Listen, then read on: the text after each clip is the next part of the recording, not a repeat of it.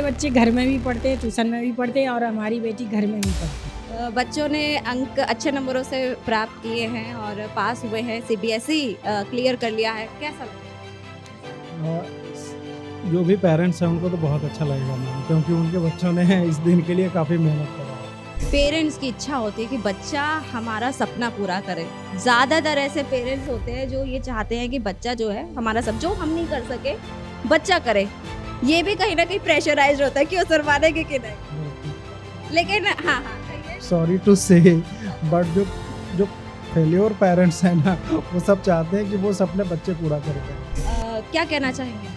कहने का मैम ये है कि बच्चे का सेल्फ स्टडी पे ज़्यादा मेन फोकस अपना खुद का ही होता है, तो पेरेंट्स को अननेसेसरी उन पर प्रेशर नहीं डालना चाहिए। देखिए, सबकी हमने बातें सुनी कि बच्चों को छोड़ दें। नहीं, मेरा ये मानना है कि बच्चों को 12वीं तक या ग्रेजुएशन तक तो टीचर और पेरेंट्स की निगरानी में ही रखना चाहिए, कोई फ्रीडम नहीं देना चाहिए।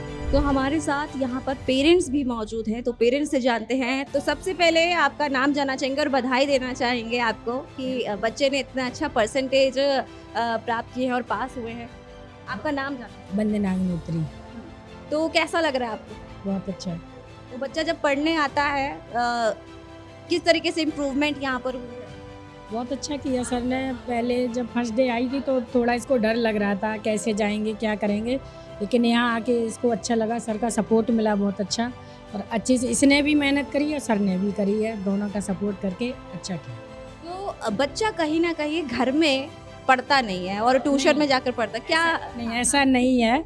पढ़ने वाले बच्चे घर में भी पढ़ते हैं, ट्यूशन में भी पढ़ते हैं और हमारी बेटी घर में भी पढ़ती है। ऐसा नहीं है कि घर में नहीं पढ़ते, क्योंकि बच्चों की मेहनत बच्चे घर में नहीं पढ़ेंगे, ट्यूशन से ही नहीं होगा, घर में भी पढ़ना पड़ेगा। वही मैं कह रही थी, आजकल के बच्चे जैसे हैं कि घर में नहीं पढ़ते, ट्यूशन में पढ़ते हैं। नहीं, ऐसा नहीं है। तो आपको पढ़ाई के लिए डांटना नहीं पड़ा? नहीं, कभी भी नहीं। कभी नहीं। अब मना करना पड़ता कि नहीं पढ़ो। अच्छा, तो अब आप देख रहे हैं कि यहाँ पर पेरेंट्स को मना करना पड़ रहा है कि नहीं पढ़ो। हाँ, रात को 12 बजे तक पढ़ती है, फिर 2 बजे रात को जग जाती है, पूरा दिन पढ़ती है, तो मना करना पड़ता है नहीं पढ़ो। हाँ। क्योंकि वैसे भी स्पेक्स लगा हुआ है और जिन बच्चों के स्पेक्स नहीं लगा है, अगर वो भी रात भर पढ़ेंगे तो एक आंखों में प्रॉब्लम हो जाती है, स्पेक्स लग जाता है। तो क्या आप बच्चों को और पेरेंट्स को सलाह देना चाहेंगे कि बच्चे इतने अच्छे अंक प्राप्त कर सके? प्रेशर नहीं डालना चाहिए, बच्चे खुद अपने आप पढ़ेंगे। नहीं पढ़ने वाले होंगे तो मैं नहीं कह सकती, लेकिन अगर आप प्रेशर डालेंगे या परसेंटेज पे जाएंगे तो बच्चे नहीं पढ़ेंगे। मैंने कभी इसको नहीं बोला कि इतनी परसेंटेज चाहिए या किसी बच्चे से कंपेयर करो, नहीं। कहीं ना कहीं कोचिंग का भी इफेक्ट पड़ता है। हाँ, सर ने मेहनत करी है, सर ने भी सपोर्ट किया, बहुत सपोर्ट किया है। अगर स्कूल की बात करें और कोचिंग सेंटर की बात करें तो क्या लगता है, स्कूल में कई बार ऐसा होता है कि बच्चे नहीं पढ़ पाते, नहीं समझ में आता, हाँ, तो आपको लगता है कि कोचिंग में से होता है फर्क होता है। ठीक है, थैंक यू हमारे साथ जुड़ने के लिए। और भी पेरेंट्स हैं और भी जानकारी हासिल करते हैं हम। तो सर नमस्कार, कैसे हैं आप? कैसा लग रहा है आपको? बहुत अच्छा मैम। बच्चों ने अंक अच्छे नंबरों से प्राप्त किए हैं और पास हुए हैं, सीबीएसई क्लियर कर लिया है, कैसा लगा? जो भी पेरेंट्स हैं उनको तो बहुत अच्छा लगेगा मैम, क्योंकि उनके बच्चों ने इस दिन के लिए काफ़ी मेहनत करा है, तो बहुत अच्छा लग रहा है। बहुत अच्छे रिजल्ट रहे हैं, बच्चों ने जिस तरह से मेहनत किया उस तरह से गेम ही किया है, तो अच्छा। सर, जैसे कई बार ऐसा होता है कि जब 12th का रिजल्ट आता है, 10th का रिजल्ट आता है, तो बच्चे कहीं ना कहीं प्रेशराइज्ड हो जाते हैं, उनको टेंशन होने लगती है, खासकर जब एग्जाम्स आता है एक तब, और जब रिजल्ट आता है तब। ये 2 ही दिन होते हैं जब टेंशन होती है। तो क्या करना चाहिए पेरेंट्स को, क्योंकि सबसे अहम भूमिका पेरेंट्स की होती है। एक्चुअली मेरा मानना है कि जब एग्ज़ाम का समय हो और रिज़ल्ट का समय हो, तो देखिए रिज़ल्ट तो बाद में आता है। फर्स्ट क्या है, एग्ज़ाम है। एग्ज़ाम के समय में बच्चों को सपोर्ट करना है।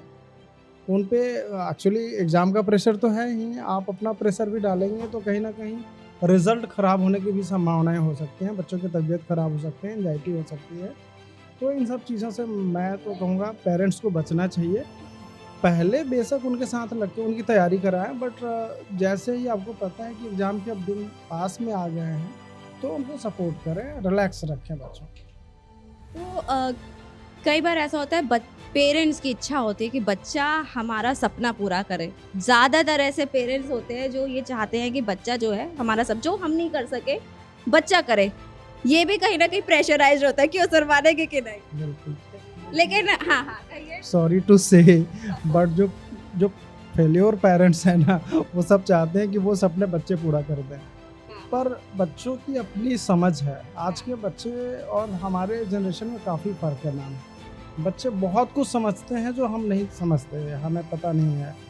तो बच्चे जो कर रहे हैं, जहाँ पे उनकी रुचि है वो करने दें। आप ज़बरदस्ती के अपने सपने उनके ऊपर मत थोपिए। उसे क्या है कि जो बच्चे का एम था ना, वो कहीं ना कहीं डिस्ट्रैक्ट हो। सर आप क्या कहना चाहेंगे? सबसे पहले तो कॉन्ग्रेचुलेशंस, बधाई हो आपको। क्या कहना चाहेंगे? कहने का मैम ये है कि बच्चे का सेल्फ स्टडी पे ज़्यादा मेन फोकस अपना खुद का ही होता है, तो पेरेंट्स को अननेसेसरी उन पर प्रेशर नहीं डालना चाहिए, क्योंकि बच्चे पे ऑलरेडी काफ़ी पेरेंट्स का भी प्रेशर होता है और सोशल का भी काफ़ी वो रहता है। तो इससे बढ़िया है कि बच्चा अपना पढ़ाई पे फोकस करे, ताकि वो सही से पढ़ाई करके अच्छी परसेंटेज वगैरह ला सके। और जो फ्यूचर वाली बात है, तो वो डिपेंड करता है कि आप, ऐसा नहीं है कि आपका परसेंटेज आगे कम ज़्यादा आगे तो वहीं पे आपका फ्यूचर खत्म हो गया, स्टार्ट हो रहा है, ऐसा नहीं है। फ्यूचर रिजल्ट आने के बाद भी आपके पास बहुत स्कोप रहता है, जो आगे आ जाके आप उसमें अपने हिसाब से उसको सिलेक्ट कर सकते हो उस चीज़ को लेकर। तो आप बच्चे को क्या बनाना चाहते हैं फ्यूचर में, या बच्चे का क्या एम है? मैम हमारा कोई एम नहीं है, बेसिकली जो इंटरेस्ट होता है बच्चे का खुद का डिसीजन होता है, जिसको क्या लेना है, कौन से फील्ड में जाना है। अगर हम लोग प्रेशराइज उसको करें तो वो चीज़ें गलत होती हैं, वो चीज़ें नहीं होनी चाहिए। उसका खुद का इंटरेस्ट है, वो क्या जाना चाहें, वो स्पोर्ट्स में जाना चाहें, वो डॉक्टर में जाना चाहें, वो टेक्निकल में जाना चाहें, वो उस पर छोड़ देना चाहिए। वो बिना मतलब कि पेरेंट्स को या सोशल को मतलब उसको इंटरफेयर नहीं करना चाहिए उस पर। सर आपसे एक छोटा सा सवाल करना चाहूँगी। कई बार ऐसा होता है, आपने सुना होगा आकाश इंस्टीट्यूट। हालांकि मैं किसी इंस्टीट्यूट को हाईलाइट नहीं कर रही हूँ, ना मैं किसी का प्रचार कर रही हूँ, लेकिन हाँ फिर भी कहीं ना कहीं ये एक मेन माइंड में आता ही है, पेरेंट्स के सबसे ज़्यादा माइंड में आता है कि हम अपने बच्चे को आकाश इंस्टीट्यूट में पढ़ाएं, हम अपने बच्चे को इतने अच्छे कोचिंग सेंटर में पढ़ाएं कि हमारा बच्चा जो है फर्स्ट आए। क्या लगता है कि वहाँ अगर आप बड़े कोचिंग सेंटर में पढ़ाते हैं या छोटे एक होम ट्यूशन पढ़ाते हैं या कोचिंग सेंटर में पढ़ाते हैं, तो कोई फ़र्क है? नहीं मैम, ऐसा मैं नहीं मानता हूँ कि कोई फ़र्क नहीं होता है, क्योंकि बहुत सारे बच्चे हैं जिन पर ट्यूशन की मतलब उनकी फैसिलिटी नहीं है, लेकिन उसके बाद भी आज के टाइम पे आप देख रहे हैं कि काफ़ी जो मतलब यूपीएससी वगैरह एग्ज़ाम क्लियर कर रहे हैं, तो उनके पास कोई सोर्स नहीं है, लेकिन कहीं ना कहीं वो सेल्फ स्टडी के आधार पर वो चीज़ अपना अचीवमेंट में मतलब गेन कर रहे हैं उस चीज़ को लेकर। तो ऐसा कोई ज़रूरी नहीं है, सेल्फ स्टडी मेन वो एजेंडा होना चाहिए बच्चों का। जी इसमें मैं एक चीज़ और ऐड करना चाहूँगा। एक्चुअली ज़रूरी नहीं है कि बच्चा जाके आकाश में ब्रिलियंट होगा। एक्चुअली जो टीचर्स हैं जिन्होंने खुद इंडिविजुअली बच्चों को पढ़ाया है, मुझे लगता है उनका अप्रोच बहुत अच्छा होता है। सब्जेक्ट वाइज दिन में तो बहुत अच्छा करते हैं, बहुत अच्छा पढ़ाते हैं, समझाते हैं। और मेन चीज़ है मैम कि बच्चों को जहाँ पे वो पढ़ते हैं ना, वो समझ आना चाहिए, उनके डाउट्स क्लियर होने चाहिए। तो ऐसा नहीं है आकाश ही करेगा, एलेन ही करेगा,